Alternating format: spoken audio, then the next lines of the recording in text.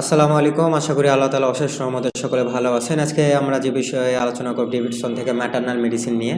যে অনেক সময় দেখা যায় যে প্রেগন্যান্সি অবস্থায় কী টেস্ট করলে সেফ বা আনসেফ এ বিষয়ে অনেকের কনফিউশন থাকে।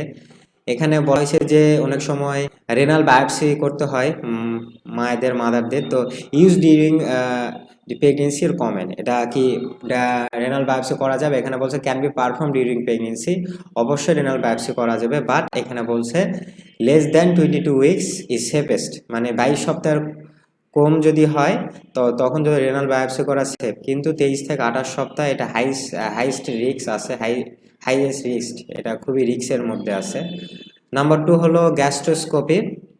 এটা সাধারণত বলছে সেফ ডিউরিং প্রেগনেন্সি অবস্থায় সেফ। লেফট ল্যাটেরাল পজিশন মানে বাম পাশে ক্যাথ করে is recommended in the second half of pregnancy অবস্থা করা যেতে পারে। এখানে কমেন্ট কি বলছে, গ্যাস্ট্রোস্কোপির মধ্যে fetal monitoring should be offer pre and post procedure, low dose sedation recommended. তো এই অবস্থায় আমরা অবশ্যই বাচ্চা পরীক্ষার আগে বাচ্চার কি অবস্থা, পরের কি অবস্থা, এবং অবশ্যই লো ডোজ সিডেশন যে বিভিন্ন ইনজেকশন আমরা দিতে পারি, মানে সিডেশনের ঘুমের ইনজেকশন দিয়ে আমরা এটা করবো। আর একটা কোর্স করবে অবশ্যই, এটাও সেফ ডিউরিং প্রেগনেন্সি। আর এখানে বলছে fetal monitoring should be offer pre and post procedure low dose sedation. এখানেও বলছে কোলোনোস্কোপির আগে বা পরে বাচ্চার অবশ্যই মনিটরিং করা দরকার, এবং অবশ্যই লো ডোজ আমরা সিডেশন দিব, মানে সিডিল ইনজেকশন বা হলো ডাইজেপাম রিলেটেড কিছু ওষুধ দিব আমরা। ফ্লেক্সিবল সিগমোইডস্কোপি, এই টেস্টটা সেফ প্রেগনেন্সি অবস্থায়। এইখানেও বলছে যে আমাদের মানে টেস্ট করার আগে বা পরে মনিটরিং করব এবং তাকে অবশ্যই লো ডোজে সিডেশন দিব। আর ম্যাগনেটিক রেজোনেন্স ইমেজিং, যাকে এমআরআই বলা হয়, এটা বলছে নট কন্ট্রাইন্ডিকেশন আর এনি গেস্টেশন। কোনো গেস্টেশন অবস্থায় এখানে কন্ট্রাইন্ডিকেশন নাই এমআরআই, বাট এখানে theoretical risk to fetus in first টাইমেস্টারে এখানে বলছে যে তার প্রবলেম হতে পারে, এই জন্য তাকে ফার্স্ট টাইমেস্টার না করে সেকেন্ড থার্ড টাইমেস্টারে করা উত্তম। আর কম্পিউটার টমোগ্রাফি, সিটি স্ক্যান যাকে বলা হয়, এটা যে কোনো অবস্থায় করা যাবে পারফর্ম। এখানে বলছে radiation exposure to fetus and mother must be consider and address in counselling. অবশ্যই এটা আমাদের কাউন্সিলিংয়ের মধ্যে আনতে হবে। এক্সরে যে কোনো সময় করা যাবে, সেফ অ্যাট এনি গেস্টেশন। আলট্রাসাউন্ড যে কোনো অবস্থায় করা যাবে। ইকোকার্ডিওগ্রাম যে কোনো অবস্থায় করা যাবে। আর একটা অ্যাম্বুলেটরি ইলেকট্রোকার্ডিওগ্রাম এখানে যে কোনো অবস্থায় করা যাবে। আর একটা উপরে যে এখানে টেস্টে কিছু আছে, যে হরমোন টেস্টে কিছু কমন ল্যাবরেটরি টেস্ট ডিউরিং প্রেগনেন্সিতে চেঞ্জ হয়, যেমন হলো হেমাটোলজি। যদি আমরা হেমাটোক্রিট দেখি এখানে ডিক্রিজ কমে যায়, এতে করে তার কি কারণে হয়, কি কারণে কমে যায়, এক্সট্রা সেলুলার বাইরে সেলুলার যে ভলিউম এক্সপ্যানশন করে এজন্য কমে যায়। আর জিএফআরটা আমাদের প্রেগনেন্সি অবস্থায় বাড়ে, কি জন্য? এটা রেনাল ব্লাড ফ্লোটা বেশি হয়, রেনাল ব্লাড ফ্লোটা বেশি হওয়ার জন্য। আর জিএফআর যদি বেশি হয়, জিএফআর মানে কি ছাঁকনি বেশি যদি হয়, তাহলে অবশ্যই ইউরিয়া ক্রিয়েটিনিন কমে যাবে, বর্জ্য পদার্থ বের হয়ে যায় বেশি। এই জন্য আলকালাইন ফসফেটটা অবশ্যই আমাদের বাড়বে, ইনক্রিজ করবে। কি কারণে? রিলিজ বাই প্লাসেন্টা রিলিজের জন্য। আর একটা কি, গ্লুকোজটা আমাদের ফাস্টিং অবস্থা, না খেয়ে অবস্থায় কমবে, আর ইনক্রিজ করবে আমাদের খাওয়ার পর। কি জন্য? ইনসুলিন রেজিস্ট্যান্টটা আমাদের প্রথম অবস্থায় ইনসুলিন বাড়ে, আর একটা ইনসুলিন রেজিস্ট্যান্টের জন্য আমাদের হয়। আর হরমোন যেখানে T4টা আমাদের বাড়ে ফার্স্ট টাইমেস্টারে, T4টা, আর TSHটা ডিক্রিজ করে, কমে যায় লেটার প্রেগনেন্সিতে, আমরা ডিক্রিজ ফার্স্ট টাইমেস্টারে, তাহলে TSHটা সবসময় কমা অবস্থায় থাকে। প্রোল্যাকটিনটা ইনক্রিজ করে, আর ইস্টোডিয়াল বা প্রজেস্টেরন, এই দুটো হরমোনটা আমাদের প্রোগ্রেসিভলি ইনক্রিজ আস্তে পারে। এইচসিজি এইচপিএল এটা সাধারণত ইনক্রিজ, দেন প্রথম পর্যায়ে বাড়ে, তারপর আস্তে দেন ডিক্রিজ, প্রোগ্রেসিভ ইনক্রিজ, মানে ওঠানামা করে।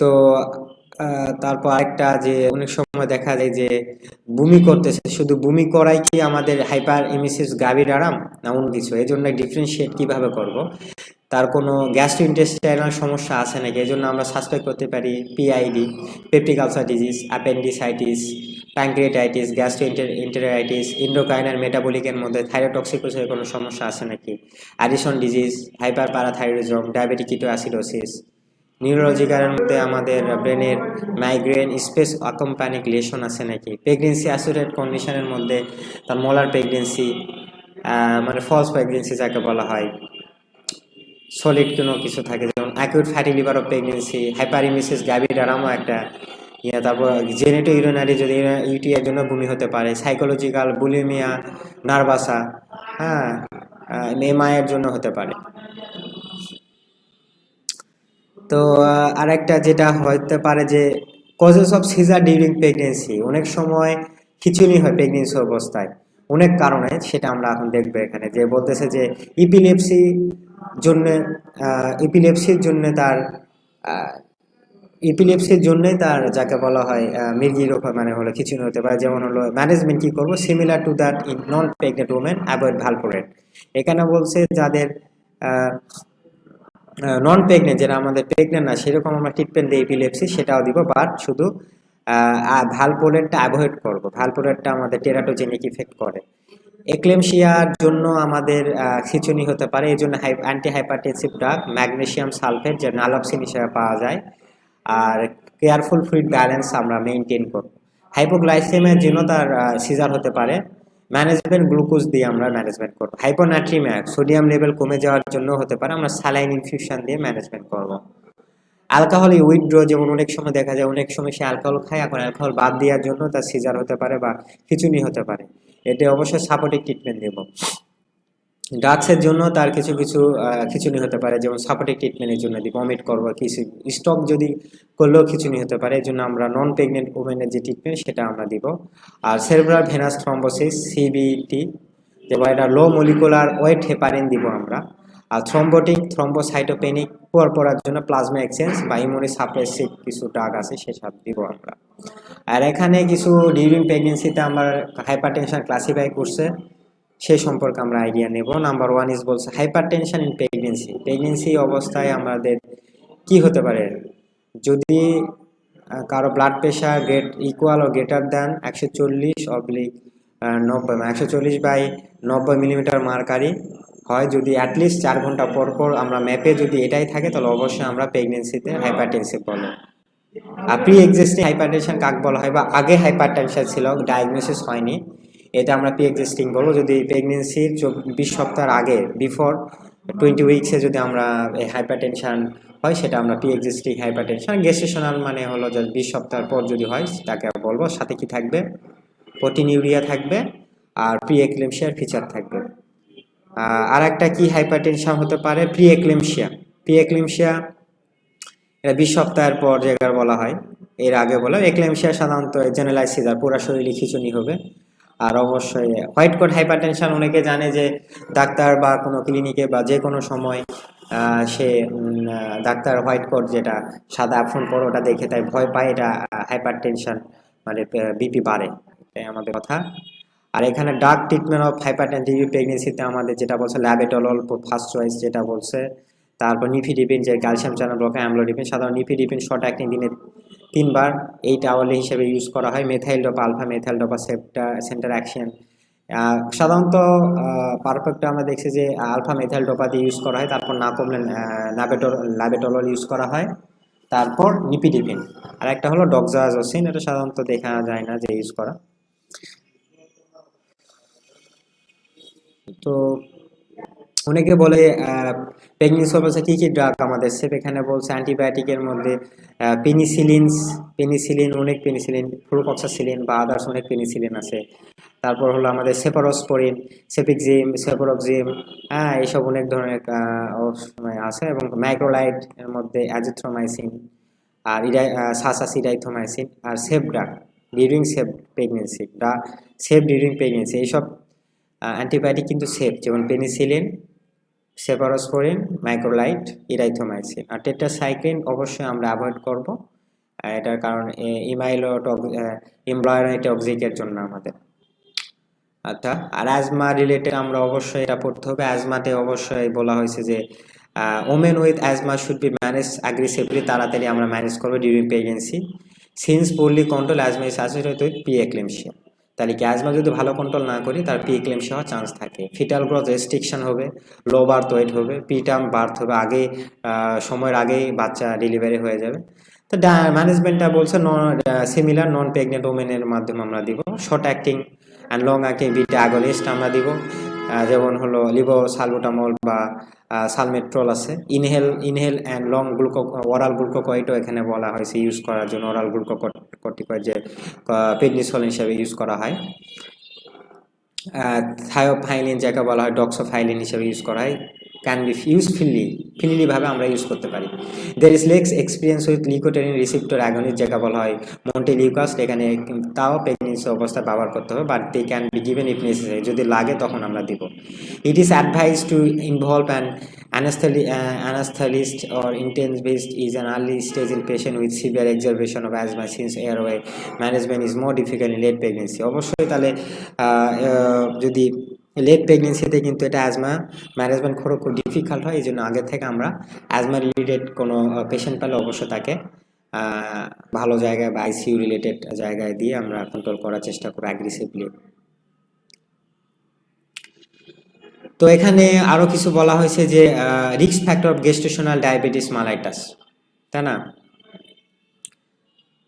তো এখানে কি বলা যায়, এখানে risk factors of gestational diabetes কি কাদের বাচ্চা প্রেগনেন্ট অবস্থায় ডায়াবেটিস হতে পারে। নাম্বার 1 বলতেছে এখানে বডি মাস ইন্ডেক্স যদি 30-এর বেশি হয়, আগের যদি বাচ্চা মাইক্রোসোমিয়া যাকে বলা হয় 4.5 বা 4.5 সমান যদি কিছু বাচ্চা হয়, তাদের আগের যারা ডায়াবেটিস কনফার্ম হয়েছিল গেস্টেশনাল অবস্থায়, ফ্যামিলি হিস্ট্রি যদি কারো ডায়াবেটিস থাকে, এইসব অবস্থা আমরা সাধারণত বলা হয়।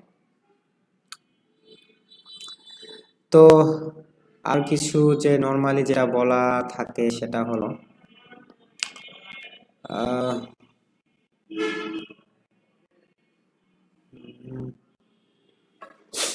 তো ম্যাটারনাল মেডিসিনে ডেভিডসন ভালো করে বোঝানো হয়েছে, আশা করি আপনারা আসবেন, ডেভিডসন পড়বেন, ডেভিডসন পড়ে একটা উপকৃত হবেন। তো আমরা এখানে অ্যাকিউট কিডনি ইনজুরি হিসেবে আমরা পড়তে পারি, খুব ইম্পর্টেন্ট।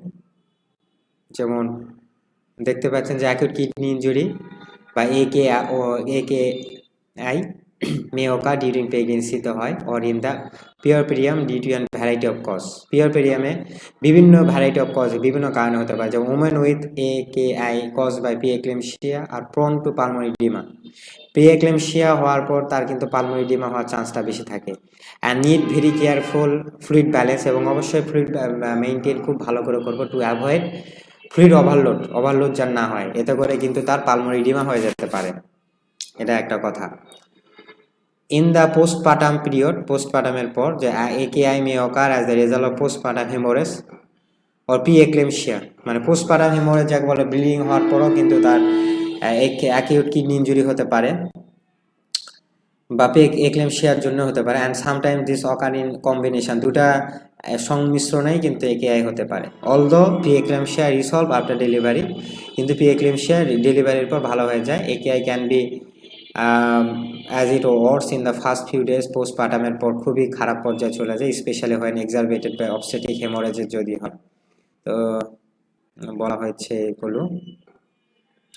এই সে বলছে যে কি কি কারণে কিডনি ইনজুরি হয় প্রেগনেন্ট ওম্যানের, যেমন প্রিরেনাল মানে কিডনির কোনো সম্পর্কিত না, রেনালের আগে, যেমন হাইপারএমেসিস গ্র্যাভিডারাম, যদি বেশি সে বমি করে বা ভলিউম যদি কমে যায় হাইপোভলিমিয়ার জন্য, তার পোস্টপার্টাম হেমোরেজের জন্য যদি ব্লিডিংটা বেশি হয়, প্লাসেন্টা আবরশন যদি হয়, ব্লিডিংটা এরাও তো ব্লিডিং হয়, সেপটিক অ্যাবরশনের জন্য হয়। রেনাল কিডনির জন্য কি preeclampsia, thrombotic thrombocytopenia par acute fatty liver of pregnancy, acute interstitial nephritis. Post রেনালের পর কি হতে হবে, অ্যাকিউট ইউরিনারি রিটেনশন যদি থাকে তাদের এটা হয়।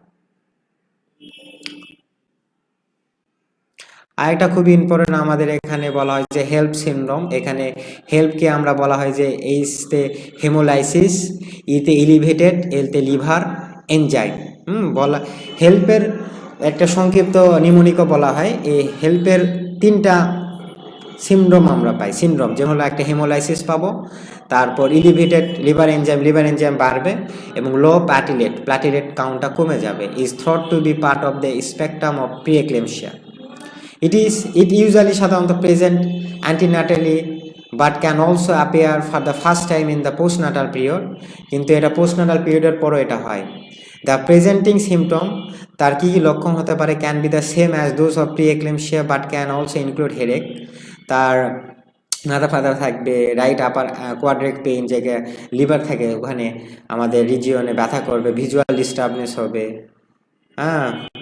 এবং a HELLP can be complicated by liver haematoma, লিভারে যদি কোনো হেমাটোমা হয়, অ্যান্ড ক্যাপসুলার রাপচারের জন্য এটা কমপ্লিকেটেড হয়ে যায়। ম্যানেজমেন্ট ইনভলভ সাপোর্টিভ কেয়ার আমরা দিব, কন্ট্রোল অফ হাইপারটেনশন যদি হয় hypertension, correction of coagulopathy and deliver of the ফিটাসকে আমরা করবো। তাহলে হেল্পের তিনটা হয়, একটা হলো হেমোলাইসিস ব্লিডিংটা হবে কোনো হেমাটোমা বা হলো কোনো ক্যাপসুল রাপচারের মাধ্যমে, আর একটা কি এলিভেটেড লিভার এনজাইম কোনো মানে র্যাপচারের জন্য কিন্তু লিভার এনজাইমটা মানে হলে এলিভেটেড হয়। আর একটা কি হতে পারে, আর একটা লো প্ল্যাটেলেট কাউন্ট হবে। লো প্ল্যাটেলেট কি জন্য হবে, আমার কোয়াগুলেশনে কোনো প্রবলেম হলে। তাহলে এই তিনটে আমরা ম্যানেজমেন্ট করব সাপোর্টিভ হিসাবে, আমরা এই এক্সক্লুড করব এইসব টেস্ট দিয়ে। এই তো। আর প্রেগনেন্সি অবস্থায় মাইগ্রেনও আমাদের জানা দরকার, যে migraine often improve during pregnancy, কিন্তু মাইগ্রেন সাধারণত প্রেগনেন্সি অবস্থায় ইমপ্রুভ হয়, বাট ইফ অ্যাটাক, যদি এটা অ্যাটাক হয় occur, they should be manage with simple analgesia and antiemetic. এখানে আমরা সিম্পলিভাবে অ্যানালজেসিয়া দিব, ব্যথার ওষুধ, NSAID এবং অ্যান্টিএমিটিক একটা বমির দিব। ইফ নেসেসারি, যদি দরকার হয়, prophylaxis can be given with aspirin. যদি বারবার মাইগ্রেনটা হয়, আমরা প্রতিরোধের জন্য অবশ্যই অ্যাসপিরিন, বিটা ব্লকার ও টাইসাইরিক অ্যান্টিডিপ্রেসেন্ট ড্রাগ আমরা দেব। Safety data on use of triptan during pregnancy অবস্থায় আমরা দেখব।